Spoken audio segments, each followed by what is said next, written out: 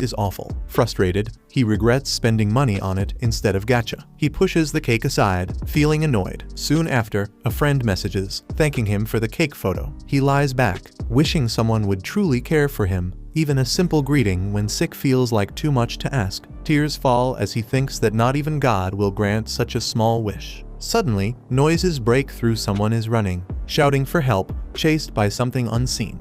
A monstrous beast appears, its jaws wide open and terrifying. A girl collapses nearby, helpless against the chaos. The creature charges with glowing eyes, power surging around it. Suddenly, a red void shatters, releasing destructive energy as the beast roars. As the beast's attack explodes, he feels himself pulled into a strange void. Shocked, he wonders if he has transmigrated into another world. Opening his eyes, he finds himself in a snowy battlefield. Two people appear before him. One calls out to Jong, and the other to Zio. He wakes up in the snow, clutching his head in confusion. Realizing the truth, he accepts that he has transmigrated. The world he's in is called the Star Martial Continent. Unlike the ordinary world, it has interdimensional gates that connect to realms filled with terrifying and fantastical creatures. This world holds a mysterious energy known as Star Force. Only a few chosen ones can awaken to it, gaining star charts that define their potential. The body he now inhabits belongs to Jong Zio Pai,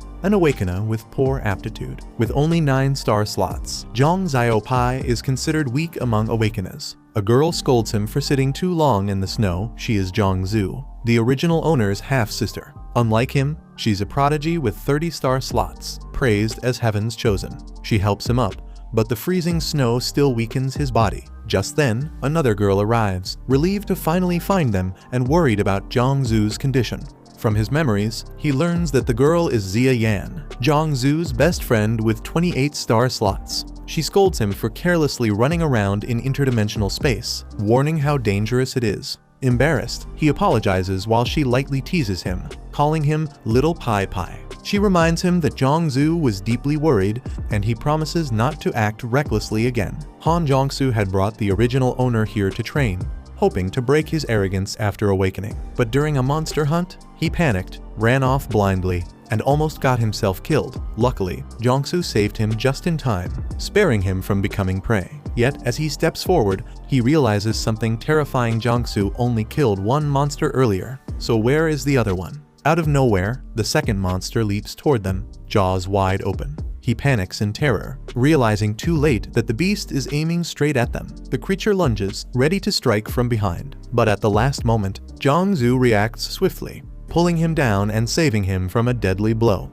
The monster strikes again, forcing him into a desperate struggle. Powerful winds surge as an attack tears through the battlefield. In the chaos, Zia Yan is suddenly caught in danger. Jong Zu's eyes widen in shock as she cries out her friend's name. Zia Yan steps forward confidently, flames igniting around her. The beast coils in the air, but she charges without fear. Her body blazes with scorching fire as she leaps high.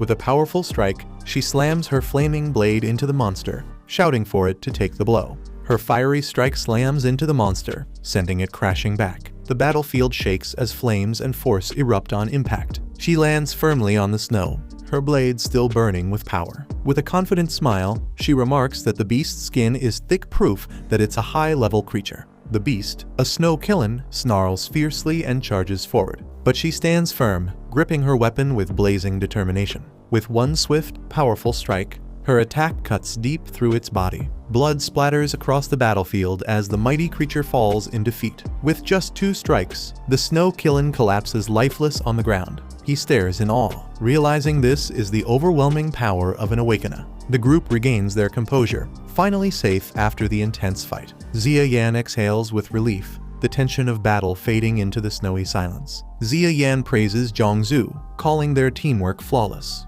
But Jong Zu quickly pushes away the playful bonding, staying serious. She reminds them not to waste time, urging everyone to move fast. The smell of blood could attract more white ghosts, so they decide to harvest the star beads and retreat. He recalls the memory of star beads, mysterious orbs found inside interdimensional creatures. These beads hold powerful abilities that awakeners can absorb to learn new techniques. Watching the others, he realizes those incredible moves were skills gained from star beads. Jong Zu calls him over, determined to teach him how to check if the fallen creature has produced one. so he won't keep failing the basics. Xia Yan explains that no matter the form of an interdimensional creature, its star bead exists in only one place. He quickly realizes it must be in the brain, earning a rare compliment for his deduction. She adds that snow-killing skulls are extremely hard, requiring sharp tools to open. Finally, she instructs him to find the right angle to extract the bead properly. Xia Yan demonstrates the final step, forcefully breaking open the skull. Blood spills as the blade digs deep inside the creature's head. She carefully searches through the cerebrum and brain stem for the bead. But in the end, the snow-killing doesn't have a star bead, leaving them disappointed. He's told to practice on the other snow-killing, a task that makes him nervous. Thinking back, he realizes he lived 25 years without ever killing, not even a fish. But this world is far too dangerous. He nearly died the moment he arrived. Clenching his resolve, he drives the blade down, knowing he must adapt if he wants to survive. Disappointed, Xia Yan sighs that neither snow-killing carried a star bead. She explains that star beads are rare and even harder to extract into useful techniques. He realizes awakeners need not just talent, but also luck to grow stronger. Zhongzhu notices his unease, gently asking if he's okay, sensing something different about him. Zhongzhu quietly wonders if Xiao Pai has suddenly grown more mature after that slap. She calls out to him, handing over something she had held back earlier. It's a glowing white ghost shaman's star bead, meant for him to absorb. Amazed, he stares at the shining orb. Finally seeing a real star bead up close, he learns that each star slot can only hold one star technique. With only 9 slots, his entire future is limited to just 9 techniques. Holding the glowing star bead, he begins the absorption process. Suddenly, his body is engulfed in energy, pulling him into a mysterious dimension. As he wonders where is this place, he finds himself inside his own consciousness sea,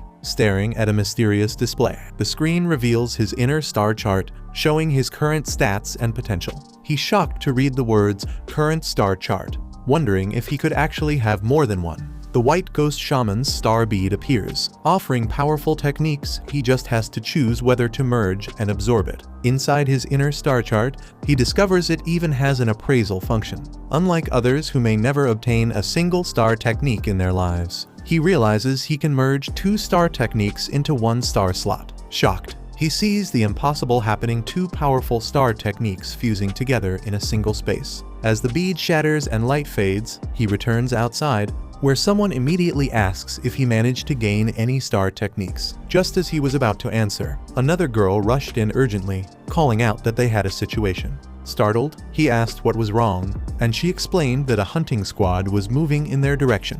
A golden emblem appeared, signaling their approach. Soon, a group of men in uniform showed up. One of them remarked that the snow-killing's corpses had already been cut open, likely belonging to another exploration team. One of the men recalled passing a nearly destroyed snow-killing clan earlier and wondered if it was the same team's doing. Another sighed, wishing some of the slain white ghost shamans had produced star beads, but they had found no cubs and barely harvested any beads. He worried about how they would explain this failure to the family head. Their leader then ordered everyone to stay alert, continue searching for the white ghost shaman cubs, and hinted at his interest in the star beads. The rival squad decided that if they ran into another team, they would simply steal their gains. The rival squad moved forward under their captain's command, still searching for prey.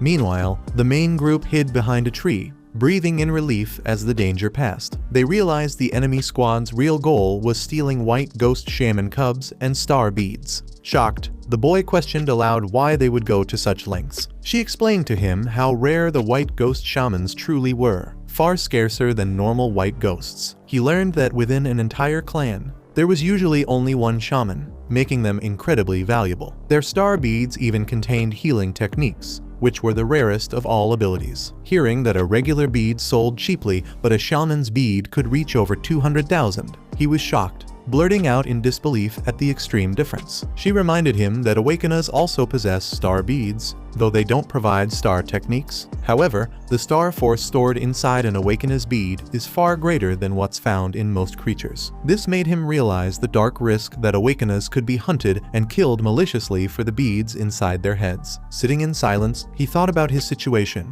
realizing this world was hellish, where one could die either to monsters or even to other awakeners. She placed her hand hand on his head, telling him it was time to leave the area, since it was getting dark and both she and Xia Yan were running low on star force. Staying longer would be risky. To ensure safety, she explained they needed to return to the supply point before nightfall. The group then set off together, their footsteps marking the snow as they made their way back. She noticed Xiao Pai had been down since earlier, wondering if it was because he couldn't obtain a star technique from the white ghost shaman's bead. Trying to reassure him, she said it was fine if he didn't get one and reminded him not to pressure himself too much. With a forced smile, he started to reply, hiding his real feelings. Deep down, he was simply stunned by how brutal this world truly was. The silence broke as sharp claws struck into the snow.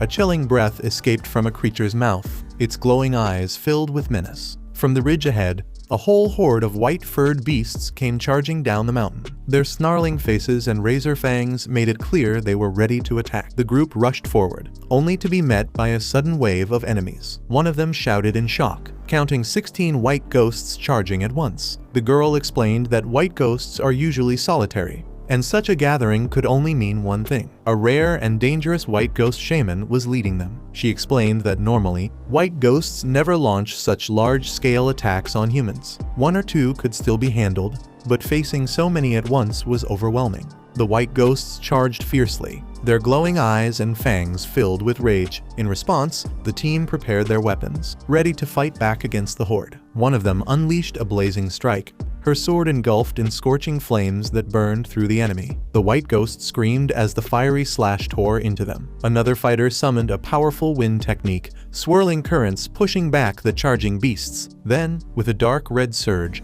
a devastating attack was launched, shattering the ground and tearing through the enemy ranks. A white ghost leapt forward, its massive claws aimed straight at him. The deadly strike came down with terrifying speed, leaving him frozen in shock. She caught sight of the danger, her eyes widening in alarm. In the next instant, she rushed in, pulling him close to shield him as someone shouted her name in desperation. The beast's claws slashed across her, leaving a deep wound as blood spilled. Her body was thrown violently, crashing down into the snow. Her comrade cried out her name in panic, voice filled with desperation. Meanwhile, he watched helplessly from the side, unable to stop the fall. Blood spilled across the snow as she collapsed, leaving her comrade screaming her name in despair. He rushed toward her, panic rising as he saw her body growing weaker. In that desperate moment, he suddenly remembered the star technique he had just obtained. Without hesitation, he activated its power, wrapping her fragile body in a glowing light of hope. As the healing energy wrapped around her, she opened her eyes in shock,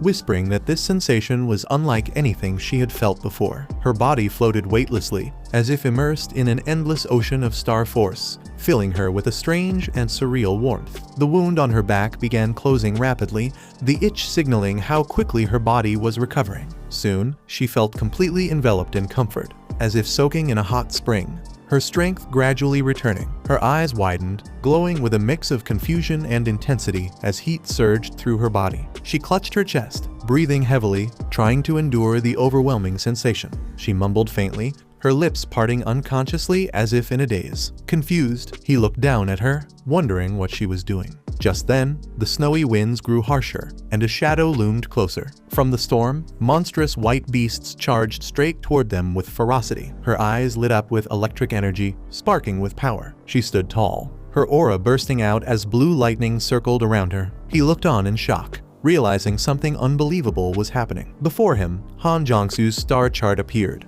glowing brilliantly with immense force. Her hand surged with blazing energy, crackling with raw power. A fierce red vortex burst forth, swallowing the monstrous beast in its might. She clenched her fist tightly, standing firm as her aura radiated stronger than ever. Finally, her attack struck with explosive force, releasing a glowing red symbol that shattered the air itself. The beast was struck down, its body shattering into glowing fragments. A system prompt appeared. White Ghost first kill skill point +1. He stared in shock, muttering in disbelief about gaining a skill point. Just then, another girl rushed over, relieved to see Zuxu safe and unharmed. She told him to stay focused on the enemy. Flames erupted in her hand, blazing with power. With a shout, she unleashed explosive flame, engulfing the beast. The white ghost roared in pain, thrashing wildly in the snow. She warned that their star power wouldn't last much longer. Determined, she insisted they must end it quickly. The white ghost shaman appeared, leading the pack with dark energy.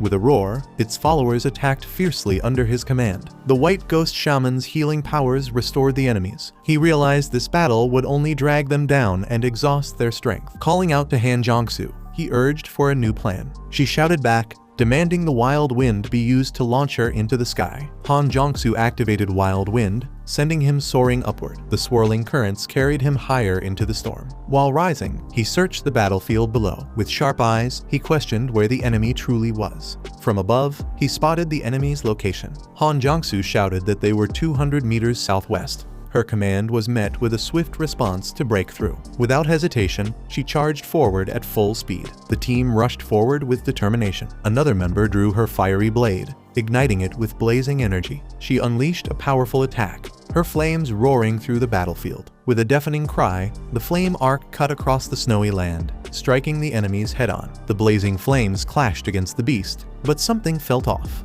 One teammate shouted in shock, realizing the enemy was only a decoy. At that moment, the boy noticed the real one targeting him directly. The white-furred monster revealed itself, glaring with a sinister smile. A pack of fierce white-furred beasts charged forward with glowing eyes. The sudden sight left the team members frozen in shock. The boy braced himself as danger closed in, calling out to his ally. With a burst of power, he swung his weapon to block the incoming strike. The girl shouted Xiaopai's name in panic as he faced the enemy's attack. He swung his weapon with force, releasing a powerful strike. The false image of the white ghost shaman shattered and faded into nothing. Realization hit the enemy had used a decoy, but Xiaopai had managed to absorb the shaman's technique. She was shocked, questioning how it was even possible for him to absorb such power. As he advanced, it became clear that what he had taken in wasn't an ordinary ability. The truth was revealed. It was actually a blessing from the white ghost shaman. With a confident smirk, he hinted that things were about to change, leaving everyone stunned. He suddenly launched his attack, mocking the shaman for thinking only it could use decoy. Striking fast, he caught the enemy completely off guard. At that moment, a system notification appeared, awarding him his first kill skill point. A new basic ability unlocked dagger mastery, marking the beginning of his true growth. He swiftly countered, binding the white ghost with his skill before it could strike.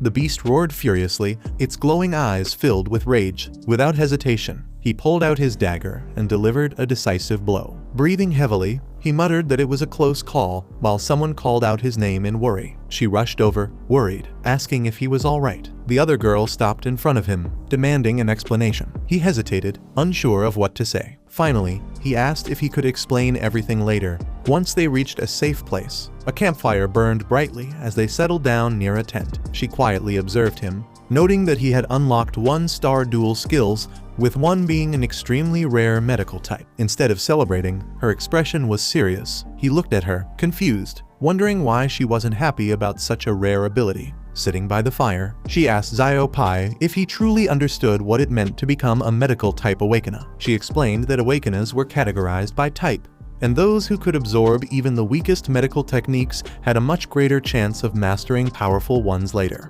However, violent output types like her had no affinity with medical skills, making medical types extremely rare. Only 1 in 100 could awaken as one. Surprised, Xiaopai remarked that if it was that rare, wouldn't he become a hot commodity? She told Xiaopai that he didn't truly understand the weight of being a medical type. According to national regulations, every field team must have 4 members, and everyone desperately wants at least one medical type in their squad. Medical awakeners decide a team's endurance and survival, even if they only have 1 healing skill in their entire star chart. Hearing this, Xiaopai was stunned, finally realizing just how valuable his awakening really was. Xiaopai realized she was worried about him. He admitted that with his low aptitude and limited star slots, being a medical type could easily make him a tool for organizations dragged into dangerous missions. She calmly explained that after they returned, he would just attend school, graduate, and likely become a doctor at a hospital. Her words shocked him. He had expected this path to sound like a grand road to godhood. Instead, he was left dumbfounded that all of it simply pointed toward working in a hospital.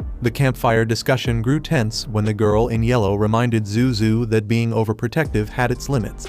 She argued that Xiaopai's future path should be his own choice. Zuzu admitted she understood this principle, but still hesitated, showing she couldn't ignore her worries. The group fell into silence, the weight of her words hanging heavy in the cold night. Xiaopai sat quietly, troubled by the atmosphere, unsure how to respond to her concern. The boy quickly shifted the mood, joking that he was only 16, so there was no need to worry about the future yet. The girls agreed, reminding him the path ahead was still long. They laughed around the fire, one of them teasing that he always got flustered too easily. Before ending the night, she told him to sleep early and wake up at dawn for more training. Smiling warmly, he agreed, quietly thinking how nice it felt to be genuinely cared for. The snowy mountain stood silently, but danger lurked nearby, its fangs sharp and ready to strike. Back at the camp, the boy's name was called out, breaking the calm atmosphere as everyone gathered around the fire. The girls kept watch, their tone carrying both concern and warning as they reminded him not to act recklessly. One of them firmly told him he was smarter than the beast they faced, urging him not to try and tank its attacks head-on. A massive white-furred beast roared, Thanks for watching. I'm going to introduce the new manhwa. Please subscribe to the channel, like the video. And if you want to see a specific manhwa, name in the comments, I will try to make it. It will take long time, but I try to make it, and see you tomorrow.